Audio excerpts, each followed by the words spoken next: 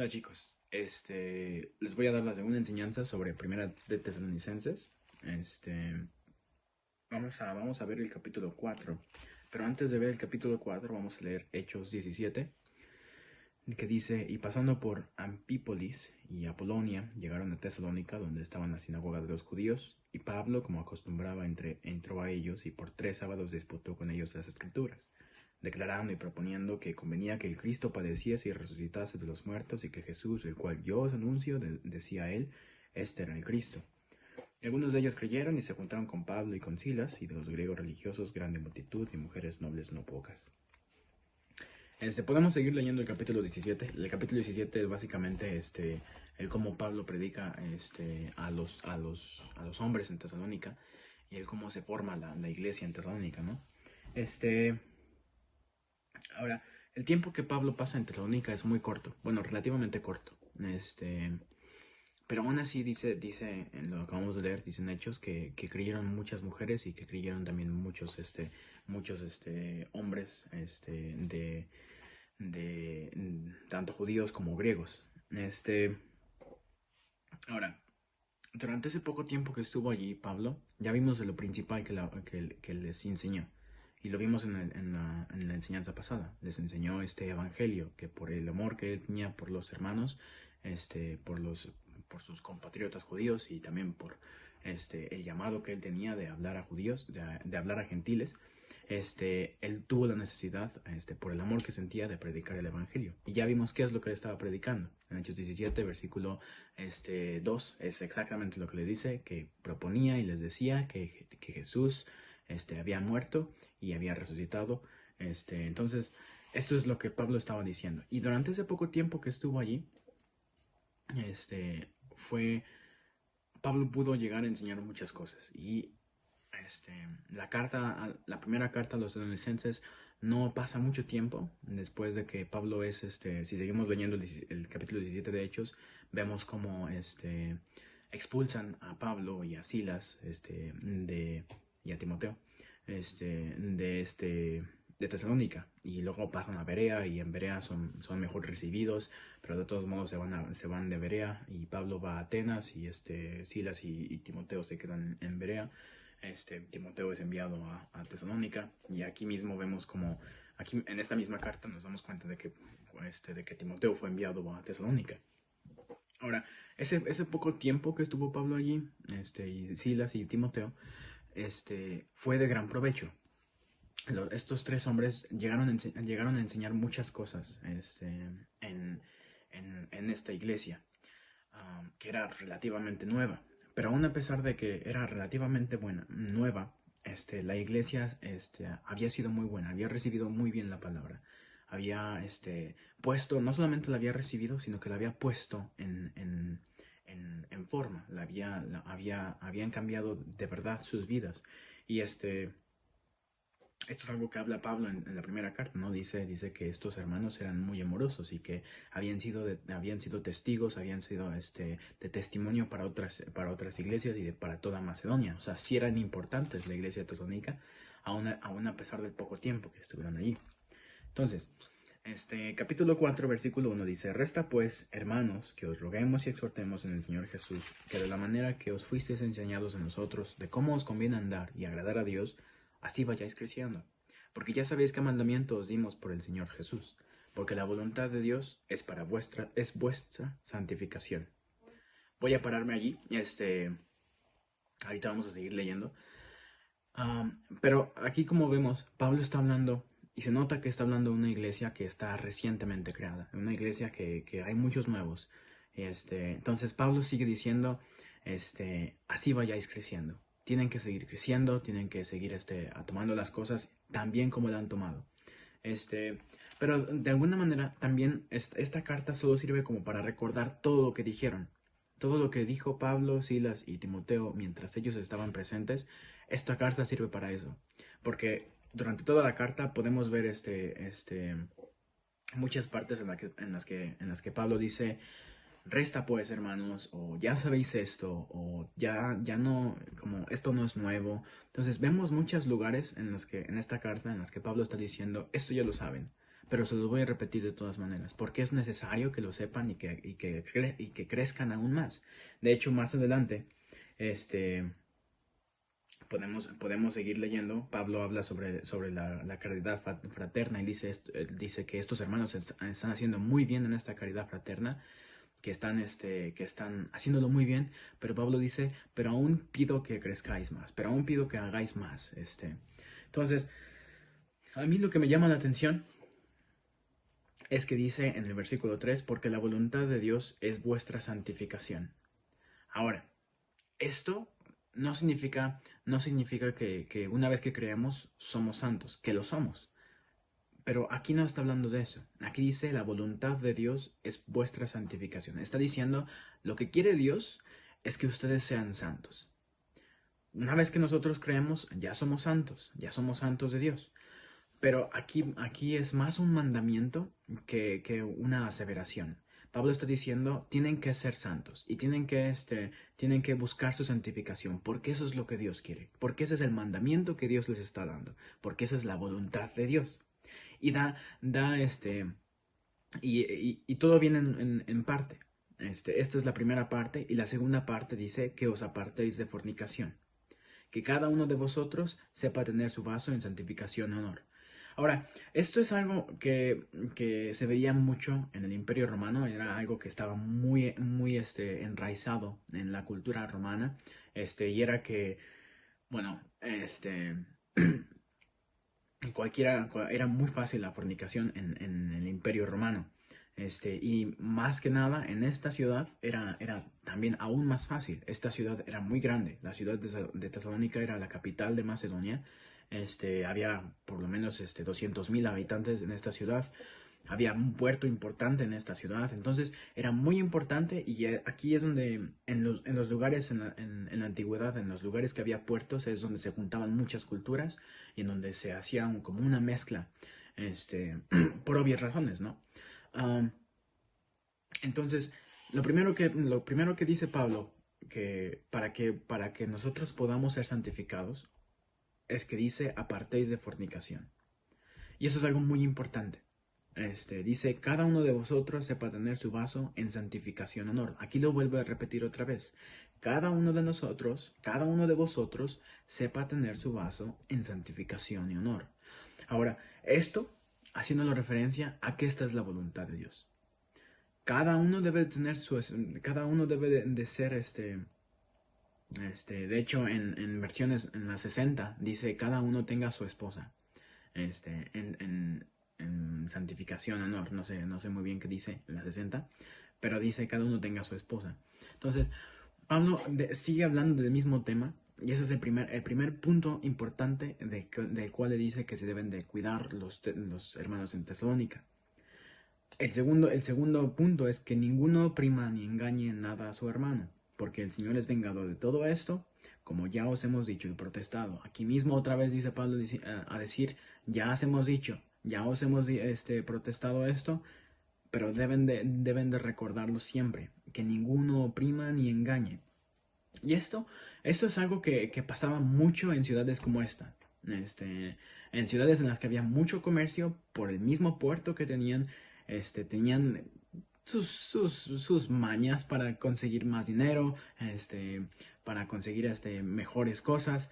Y esto lo está diciendo porque obviamente había muchos hermanos en esta iglesia de Tesalónica en la que había muchos comerciantes, y incluso también para la vida diaria. También lo está diciendo, ninguno oprima ni engaña a su hermano. Y luego lo vuelve a recordarlo Pablo. ¿Por qué? ¿Por qué no debemos de oprimir? Dice, porque no nos ha llamado Dios a inmundicia, sino a santificación. Entonces está diciendo lo mismo, somos llamados a santificación.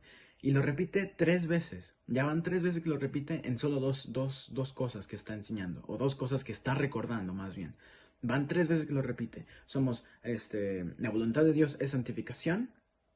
Nosotros debemos de tener nuestros vasos en santificación y no somos llamados a inmundicia, sino a santificación. Entonces, podemos seguir leyendo todo esto. Podemos seguir leyendo el capítulo 4 y podemos seguir viendo más cosas que Pablo está enseñando o que está recordando a la iglesia de Tesalónica. Pero es muy importante que nos detengamos aquí. La voluntad de Dios es nuestra santificación. Y muchas veces esto es muy difícil de cumplir. No porque no seamos salvos o no porque Dios no nos dé el poder o porque nosotros no podamos incluso.